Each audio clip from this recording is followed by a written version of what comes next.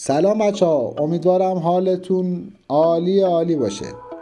مسعود هستم با کانال دانو کار. امروز هم یه ماشین کارکرده ایرانی دیگر آوردیم تا کارشناسیش کنیم و بهتون بگیم قیمت این ماشین تو بازار چنده و به چه مبلغی خرید و فروش میشه. این ماشین چیزی نیست جز پژو 405 مدل 96 دوگانه فابریک کارخونه.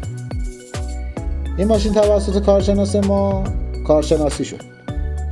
یه در ماشین استوک کارخونه تعویض شده، در جلو سمت شاگرد و در عقب سمت راننده هم بنز 20 سانت لیسه گیری داره. غیر از این ماشین هیچ عیب و ایراد دیگه ای نداره، رنگ شدگی نداره، به هیچ عنوان آفتاب سوختگی نداره و از لحاظ موتوری هم به تایید کارشناس رسیده. نه روغن سوزی داره، نه روغن ریزی و تمام سرویس های دوره ماشین انجام شده و ماشین رو کارشناس تایید کرده. این ماشین 9 ماه بیمه داره، 1 سال معاینه فنی. بریم داخل ماشین رو نگاه کنیم ببینیم تو چه وضعیتیه. همونجوری که میبینید داخل ماشینم وضعیت خوبی داره، داشبورد سالمه، ترک و شکستگی نداره، رودری هم سالمه، صندلی هم سالمه. بریم عقب ماشین رو ببینیم. عقب ماشین هم تو وضعیت خوبیه.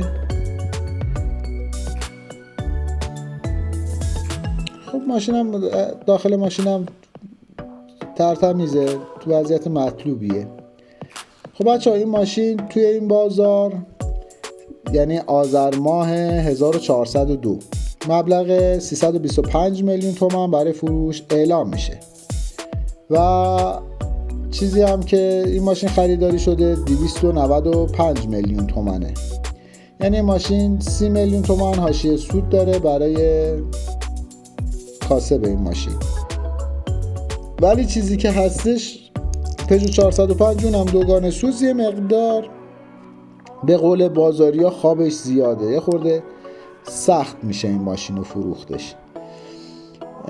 بچه یه نکته‌ای که هستش در مورد این ماشینای دوگانه سوز، به تاریخ منبعش خیلی توجه کنید، چون اگر منبع اون تاریخش تموم شده باشه یا رو به اتمام باشه، شما برای معاینه فنی گازش باید منبع اون رو عوض کنید و چیزی بالای 15 میلیون تومان هزینه داره تعویض این منبع.